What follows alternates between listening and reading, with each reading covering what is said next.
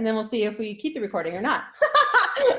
Whatever. So I just wanted to have like a super chill kind of conversation for you to tell your story, because you have quite the story, and and that's just the little that I know of your story. And but you've been in the Globe and Mail, and you normally regular published on Elephant Journal?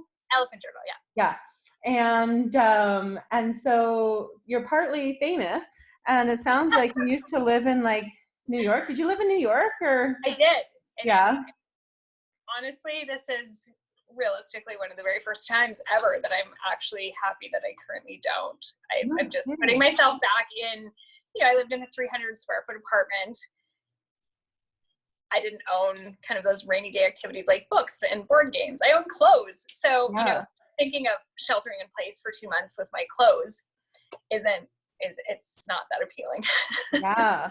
So do you have lots of friends that are in isolation or quarantine there? I definitely do. Yeah. So I've kind of been checking in on people. Everyone's okay, but it's definitely a bit of a tense time there. No kidding. Just like, and I know news always shows like the worst of all things, right? And sure. I try not to watch the news very often, but last night I just turned it on, and it's like New York City's all like these like tents in the war zone. And I was like, holy crap. No, it's true. I mean, I gave birth in a New York City hospital, and it was a bit disturbing yesterday to see that in that hospital's, I want to call it a parking lot, even though it's not actually a parking lot, but they're building, morgues and tents outside of there. And it's very disturbing to see. Yeah. I mean, if we think about building hospital morgues in our hospital parking lots, it just kind of strikes at the soul. Wow. One thing about New York City is a lot of people are actually not from New York City. So many people that I know have actually gone to shelter in place with their families or with someone else somewhere else. So that is one kind of positive benefit, is that most New Yorkers aren't actually New Yorkers. That's also fascinating. I did not know that. I went to New York City one time, and I was like, oh my goodness, me and my husband were like, we could totally move here if we didn't have children. Sure. And if we didn't have that other side of us, we're like, let's live in the mountains in like a very secluded place. So it's like one extreme to the other, right? Exactly. Totally. It's a cool city. But anyhow, so so what were you doing like a month ago?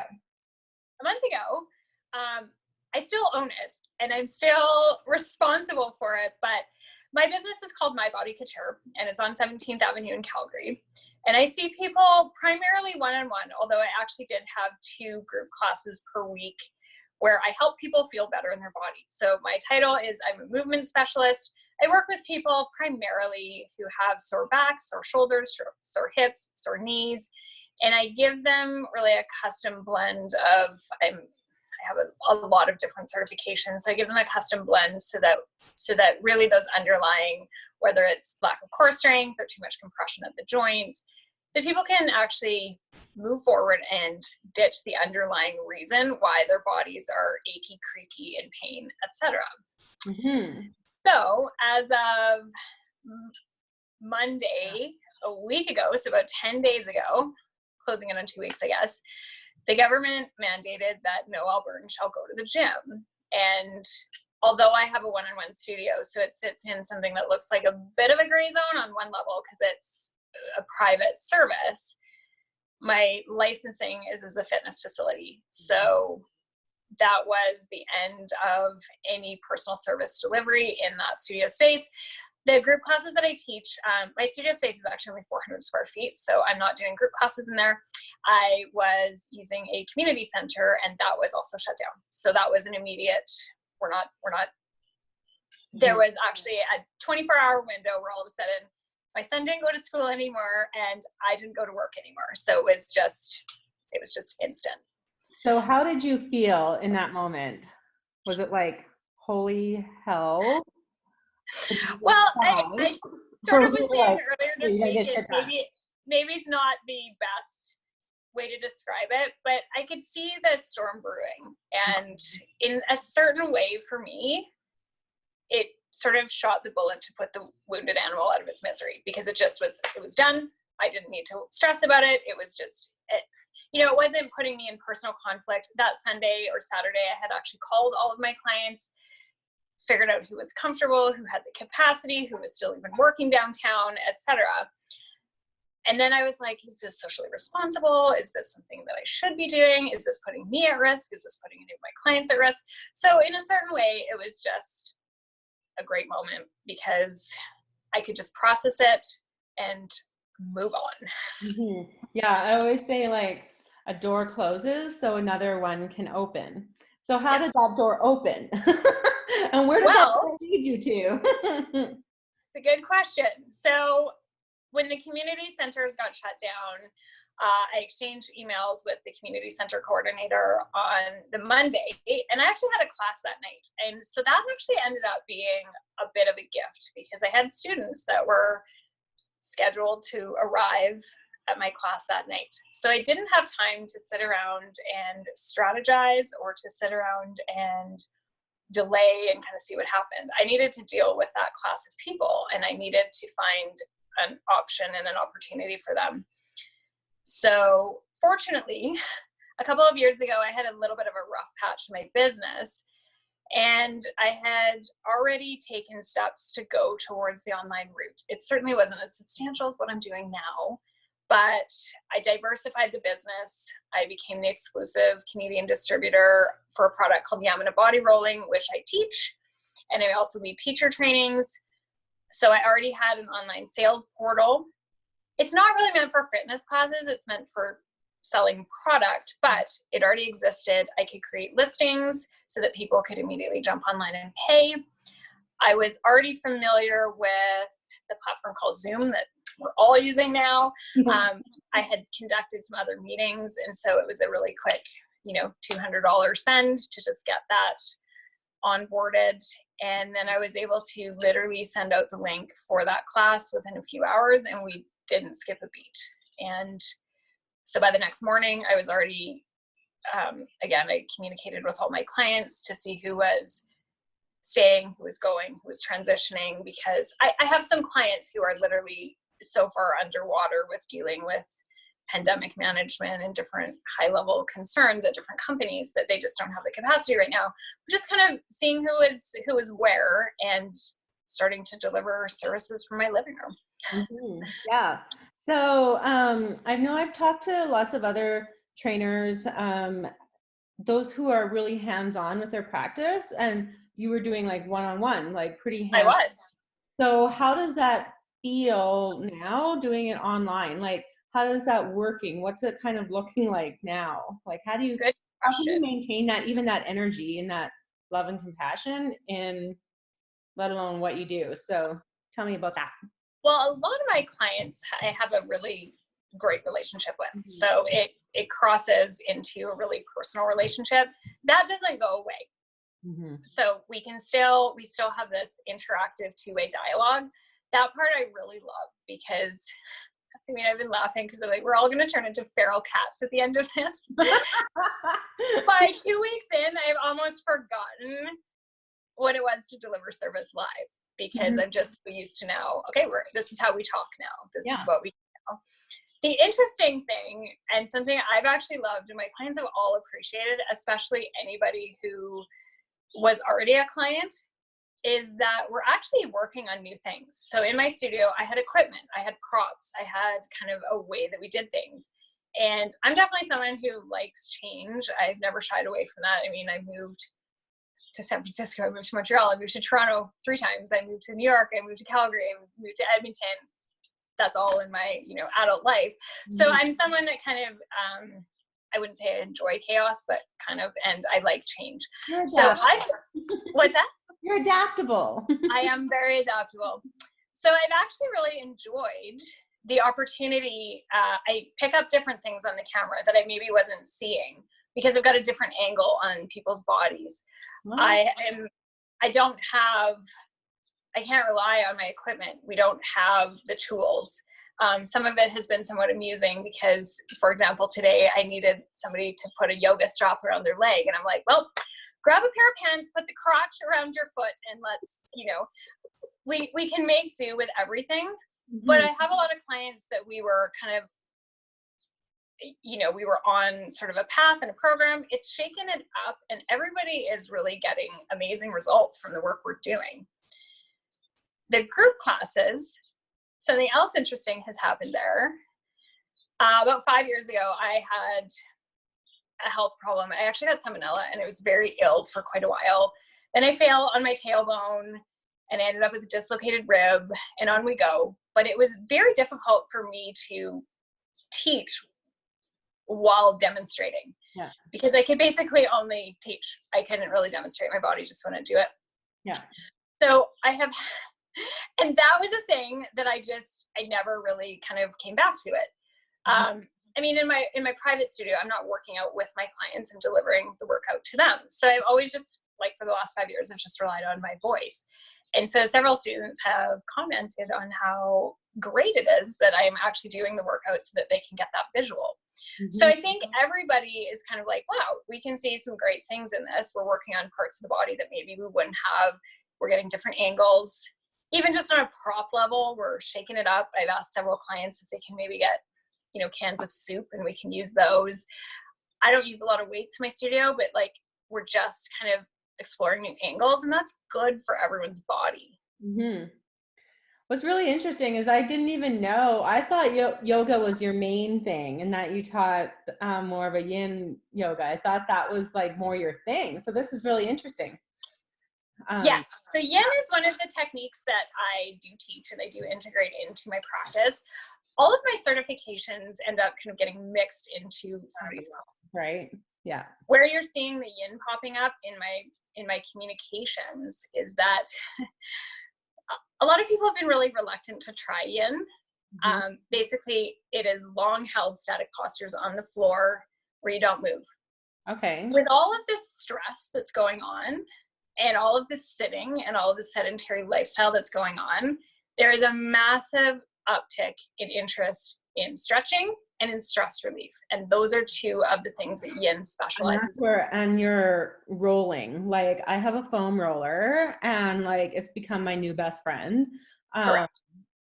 Right? Because like, I know, like, I work from home, so it's not that bad for me, but instead of going to the gym every day for an hour and a half, I'm like doing a half-hour workout in my basement, and so time-wise of moving isn't there what it used to be. And like, I feel it on my back.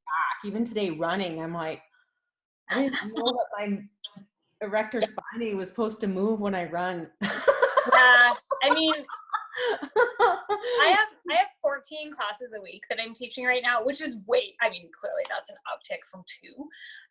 So I'm on my mat rolling and teaching Yin regularly. And first of all, I would be a cat on the ceiling right now without that, because just the increase in stress levels. I have a school-age child who is, but I don't even know what to say about that, but he's underfoot. We're all with you, honey. We are all with you. I think every single possession that we collectively own is currently out on either a floor or a countertop right now it's just, but so I would be in a totally different state without the work that I do. But even in my own body, I'm feeling kind of like, wow, the sedentary lifestyle is really something. I wouldn't say I'm in pain. I mean, the work that I'm doing is keeping that away, but even after 10 days, I really feel just sort of that downtick in steps and uptick in things that happen to your body when you sit on the couch and look at your phone a lot. Yeah, right? Like, your neck gets sore, and like, you end up shrugging more. Like, all the more importance of, like you said, stretching and moving. So, okay, so it's it's kind of, I wouldn't call it a pivot, really. It's just like opening doors. So, it's helped you to maintain your business, really. So income level, and also caring for your clients, because like, most of us get into like the training field because we want to help people, right? Sure. And so Absolutely. that's how we feel value, right? And then Absolutely. clients are also seeing benefits and stuff. So how are you doing your payments, and is it session to session? Can you book monthly? I'm just looking at like different revenue streams that other people might be able to incorporate. So what I've done is create monthly classes. So those 14 classes that I just mentioned, those are all available to purchase on a monthly basis. However, I am starting to do cutoff dates because my business wasn't set up as a monthly gym. So unlike some of the, for example, the yoga studios in town, they have software that's specifically monthly auto bills. I do not. So, and also I don't want people to kind of be obligated into something that they don't want. So if they try something for a month and it's not their deal, I mean, there are a million other techniques and 1,000 other things to try right now. And that's always been my mandate. Get moving. It doesn't have to even be with me. So my goal is not to kind of trap people into this sort of endless hamster wheel. But so I'm going to cut off all those registrations just so I can kind of wrangle the rodeo. But then I also, for every single given class, they are actually all recorded. So if somebody can't make the time, because I do have now clients in every time zone in North America, those are all available. It's going to give you kind of live class experience. I also have pre-recorded options where it's not a class at all. It's, if you think about an exercise DVD, it more closely mirrors that. And I've put those down into exercise by exercise because I did once work in the corporate world. So I understand that maybe you don't have 60 minutes. So here's an exercise, here's another exercise. So you can kind of combine those. And then I've also created the ability to pay as you go and do a drop-in for any given class. So I've kind of made it really available for people. Then I have privates, and those are pay per private. So have you basically equaled your revenues? Because we'll get into your expenses in a minute, because that's like... I've discussed my expenses publicly, yes. You know, it's in my case, it's actually a little, this sounds like a weird thing to say, but it's hard to tell because my model was private clients. And I did see a drop off in private clients. Just because people are, you know, busy and and I think there was a whackload of sticker shock for like, at least I feel like it's like calming down a little bit, but that could just be my perceptions because I've distanced myself from social media quite a bit, and the news, but I feel like that sticker shock has kind of come down a little bit. Well, I want to address that and then kind of circle back to what we were talking about. But I think that one of the things that is starting to kind of settle in, yes, many of us had incomes that sort of took a tire iron to the knees. However, we've also collectively started to realize, okay, that's my hair appointments that are now not happening. That's all those trips to the coffee shop that are not happening. I did actually write a Facebook post about that recently, and it was really interesting to see the responses of the ways that people realized that they were saving money. So it was everything from food to clothing. It was impulse purchases. It was big expenditures such as travel. It was little things such as those coffees that they're now seeing add up. And I think when this settles out, I may just be optimistic because this is my business, but I'm hearing these conversations that when it all settles out, what actually matters is your family, food, and actually moving your body so that you don't degrade and crumble. And so there are lots of people that at this moment are kind of walking, or, you know, I've been making jokes. I'm like, dust off the treadmills that have been sitting in your corner, folks, because if you're not going to use it now, I predict an uptick in people just selling or getting rid of those things because they don't use it even now. And so what are your thoughts on, so like I used to be a trainer and I used to own a gym, right? And so many trainers are just offering free workouts right now, and free almost always wins, unfortunately. But the reason why people come to us in the first place is because they like you or they like me, and that's why they stick with me for the longer time. And the accountability, right? Like there's so many workouts out there, and there always has been, you know, yes, absolutely, been a billion workouts out there of whatever thing, but it's that accountability and that personal connection that I think are just like even so much more essential now than before. And I believe that people should be paying for that, and that trainers should be like promoting that aspect of what they do, is that we're actually helping you and holding you accountable to do it, and not even sitting on your ass for a month. Like, doesn't your body feel like garbage? Yeah, no, I mean, right from the outset, and I understand why. We were all put in a situation immediately where we just went from, on Sunday we had a facility, and by Tuesday morning at, midnight we didn't. So within a 24-hour window, it was like, whoa. Yeah. So I think that the facilities that had the benefit of monthly memberships pass that along to their membership by way of free workouts. I feel quite strongly that by April 1, when people are, maybe not going to renew that membership, that needs to stop. And part of my, I'm just going to be blunt about this, but nobody's asking lawyers to work for free right now. And I actually I have a university degree. This is a career shift for me. But in the last 14 years, I have spent so much money on continuing education courses that I could have gone back to university tenfold. Yep. I make sure that every single year of my life, I over-index on education so that I'm up to speed on the latest techniques, and from, top professionals in the world. I tend to travel to Los Angeles, to New York.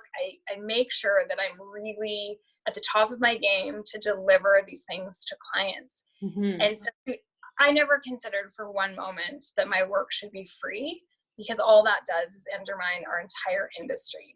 That's a personal choice. And I do recognize, and that's why I wanted to acknowledge that there was a reason that some of these facilities had that as a valid business model.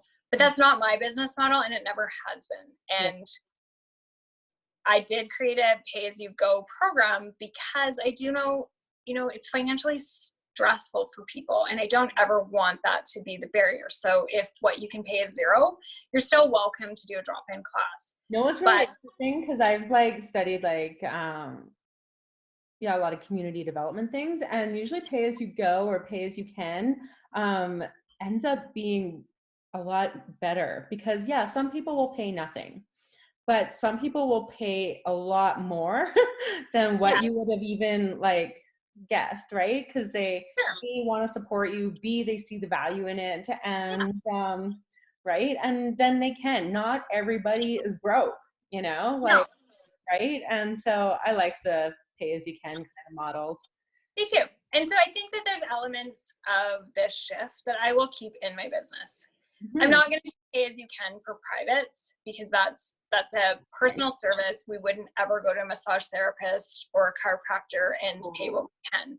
But when it comes to a class, I will adopt that model. That is an acceptable model, and it helps people who actually do have a need, because nothing in my work has ever been about making it elitist or making it inaccessible. I'm always encouraging people I'm really big on educating clients on a really deep level. So let's teach you about your anatomy. Let's teach you about those sensations. Let's teach you about a lot of the things I learned in teacher training, so that you can go out and one day you don't need me. So I never want money to be a barrier. Yeah, love that. Love that. So what would be some advice that you would give to somebody who has just been laid off, or has their business been shut down like yours? Or I'm actually seeing lots of people who even still, they just want to kind of put this behind. Me too. See all the opportunities out there, right? They're like, just shut up, look at all these opportunities, and what can I do now? So what would you say? Well, the wait and see people. So I've seen a lot of clients over Zoom in the last 2 weeks, and we chat. So I kind of have an understanding. It's not like this is a new understanding in the last 2 weeks, but people deal with stressful situations differently. We have fight, where we scrap. We have flight, where we try to run away.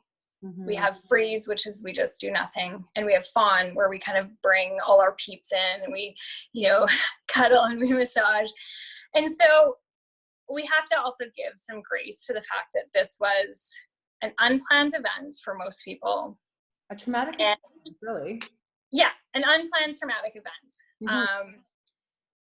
Not only have I gone through stuff like this before, but I definitely am a fight and fawn person. So I get in there, I make it happen, I do it.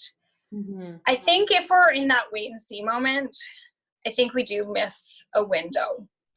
At this moment, and this also is something I would encourage people to do, I have done all kinds of imperfect things. I put some incorrect pricing on some of my classes, and so they were priced at this, you know, insanely low amount. I let people who actually checked out just go with it. I'm like, great, you got lucky. Yep. Enjoy the classes. I've had typos in things. I've had the wrong links in things. It's okay. This is a moment where you are going to get forgiven for anything that happens. Awesome. Yesterday, I was on a call like this, and my son decided, in his underwear, mind you, to tackle me, and then to do it 4 or 5 more times. I would say under normal circumstances, that could be immediate cause for some judgment or for some questioning about somebody's capacity. Right. This is a moment where we get to make a lot of mistakes. Yeah. We've all logged into Zoom, and I mean, you and I had this. I couldn't find you.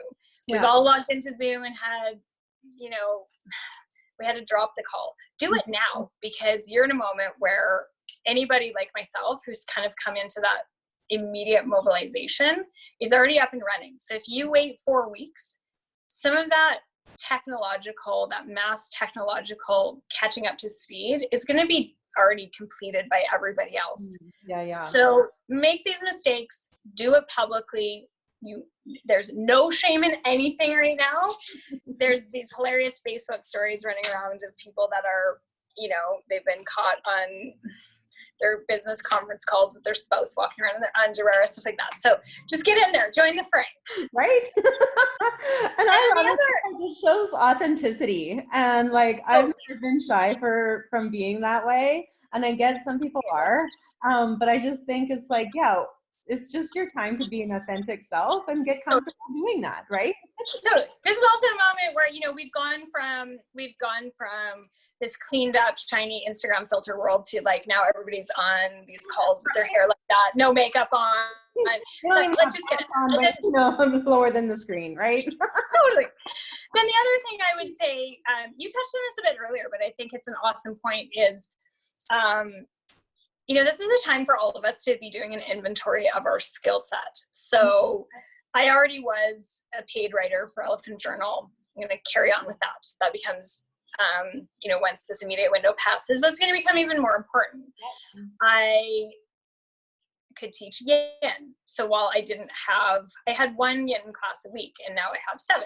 So let's, you know, I actually have been a certified kids yoga teacher for quite some time. Boom, 3 classes available, even though I wasn't necessarily hosting regular classes. So I really dug into what are my skill sets. Some of them actually went away because I teach a technique called critical alignment. It needs props. Yeah. I could have the props, but I don't sell the props, so I don't know how I could get props to clients. So that one went away. we're just going to pause that one for the moment.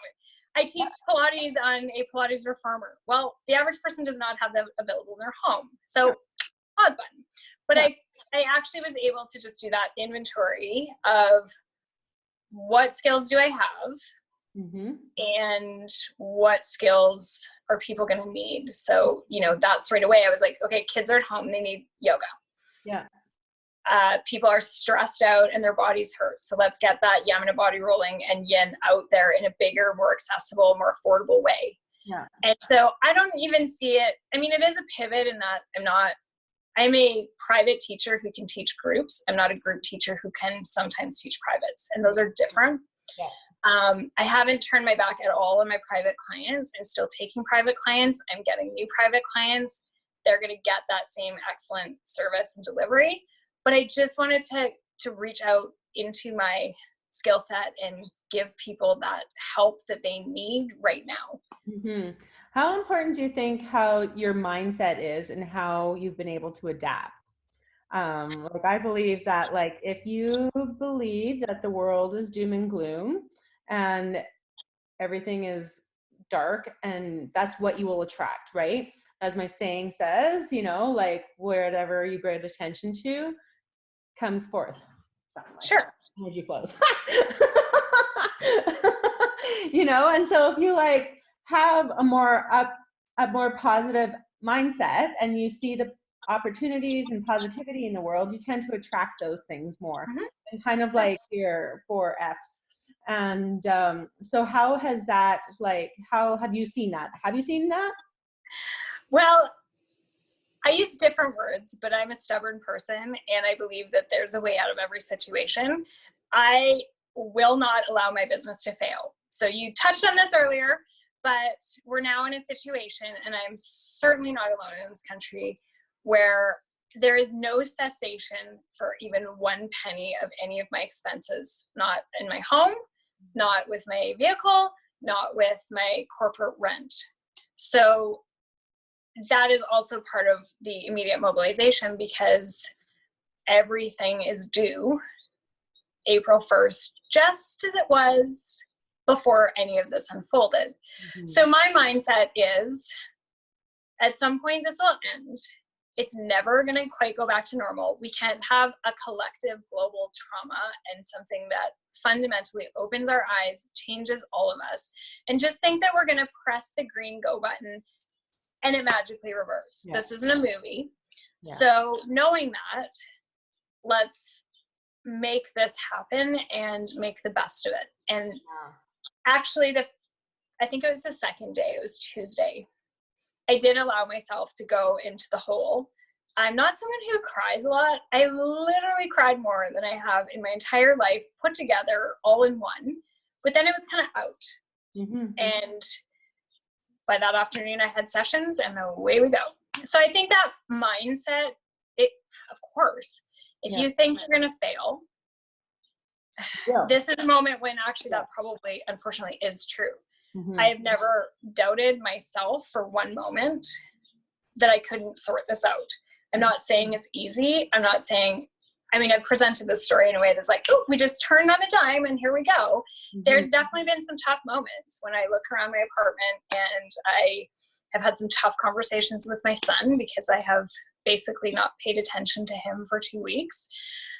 You know, it's not this golden, easy story, but what an entrepreneurship is. Right? Like, where is the moment when somebody is just handing us free money and, you know, this isn't like that. I don't know if a conversation just on your thread, on your page, or somebody else's right now. You know, like, so the government rolls out these small business helps, and it's, you know, $2,000 a month, which is going to do nothing for you. And you wouldn't even be able to supplement your income.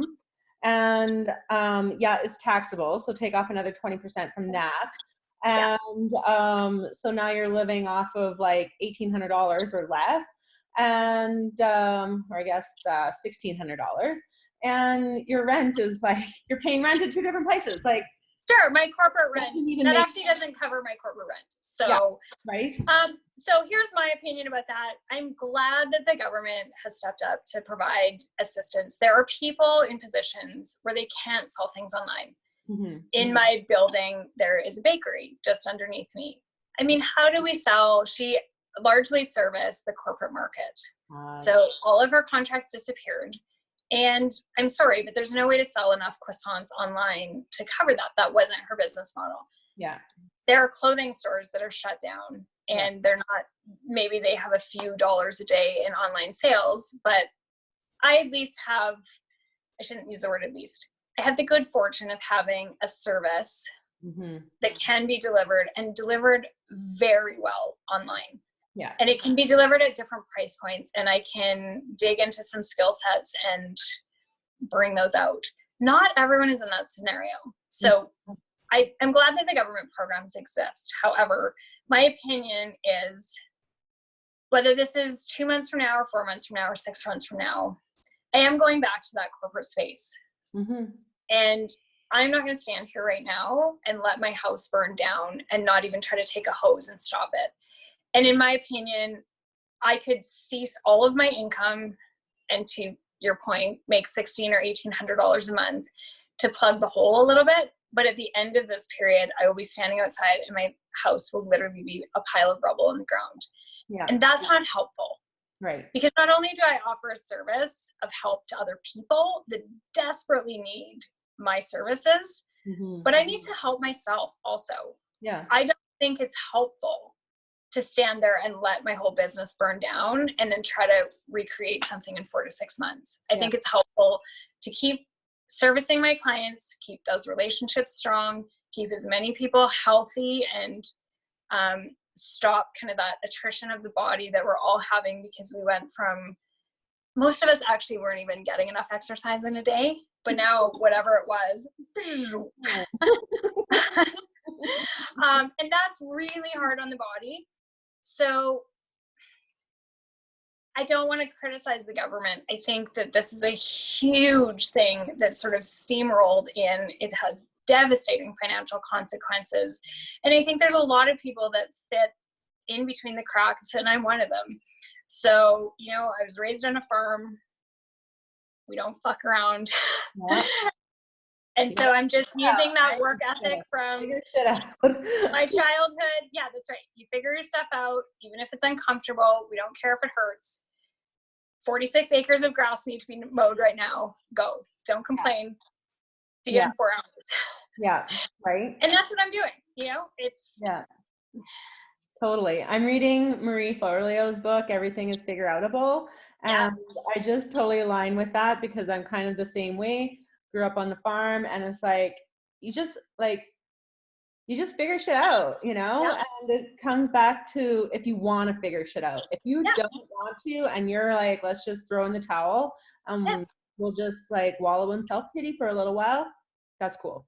You know, but that said, I have some respect for people who are at that moment too. Because if you go back to your fight, flight, fawn, and freeze, there legitimately are people who actually, their nervous system response to this is to shut down, or to, I said I fight. I don't fight in the same way I see some people on Facebook fighting, where I'm busy scrapping about, you know, different things, but I'm fighting for my business. I'm fighting for my son. I'm fighting for those things just on a personal level. But I do see people that are, you know, busy being angry about the situation. And that's not really, I don't know that that's such a personal choice. I think I look at it as a grieving process. Sure. And, you know, which is very similar steps to yours too, right? It's like, at first it's like, that shock, what just happened here? Like, why did it happen? Why did it happen to me? And now I'm angry. And then it becomes like that whole, like I always say, I've lost lots of people in my life, and it's like the hole in your heart never goes away, but you learn to adapt, and you learn to live, and you learn to enjoy life again. Right. Yeah. And so some people can do that in a really short time. Yes, totally. And some people, it takes years, right? And so just to acknowledge where you are personally on that level, but to not let yourself sit in the downs too long, even when you're grieving a loved one, right? Like, you gotta take the help to help you go through the process, right? Not an example of that from your former world and my current one is when we're kind of in that down mindset, quite often the last thing we actually want to do is exercise. Everybody can relate to this statement that if we just do it, it can be 5 minutes, it can be 10, it can be 60, it can be 2 hours, even if it's just a walk. We all end up feeling better. And there's almost no chance ever that we say, oh, wow, I really wish I hadn't done that. Yeah. Or I really feel worse now. And so that's a bit of the moment we're into, is we just have to kind of massage ourselves into the situation.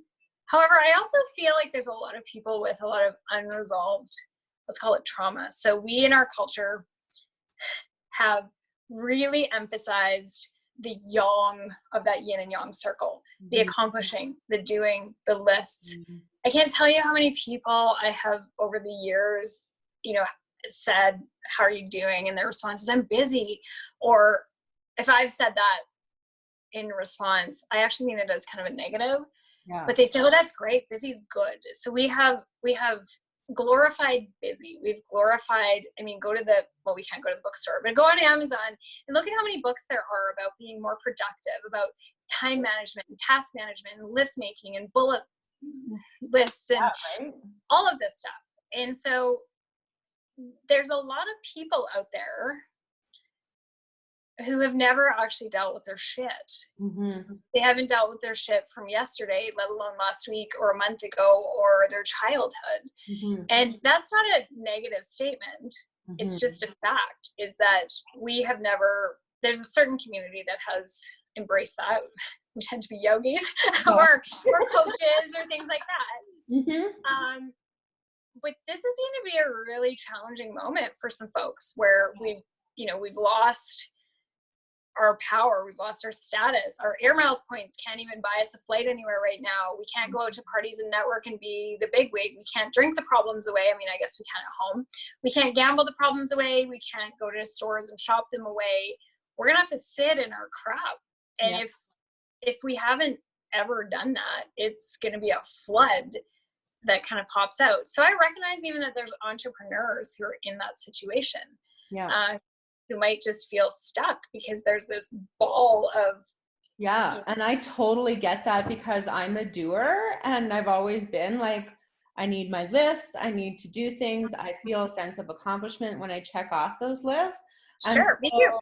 And then I got laid off last summer and it was just like, whatever, okay, I know how to market. This is what I've done. Like, I know what to do and I'm doing it.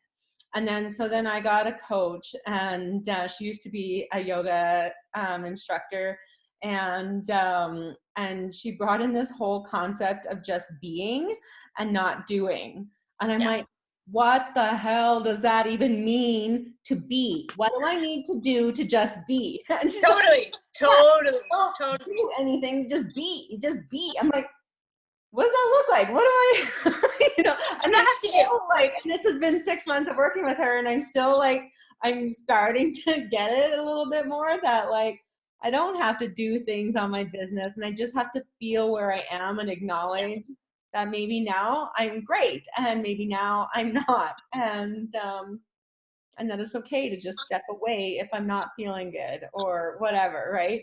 But that's 100%. hard work, man. That's so hard. And that was like such a foreign concept to me, like until like 6 months ago. And I'm like, being? Oh no, I relate to that. I'm a total type A that was, busy I was one of those folks that I just mentioned where there wasn't 5 minutes of wiggle room in my calendar. And now I teach for those personality types. I mean, certainly someone who's introverted or not that way can still relate to me. But I teach techniques that are very much with that in mind, because that's me. And like you, I've had a few good falls on my face and scrape my forehead, and had to kind of go through some of that stuff where I had to get back in touch with my emotions, and I had to get back in touch with just chill out and being. And I think it's one of the hardest things that has ever happened. But that said, here we are, we're all just being. There's nowhere to go. Sarah always asks, like, who are you becoming in this process?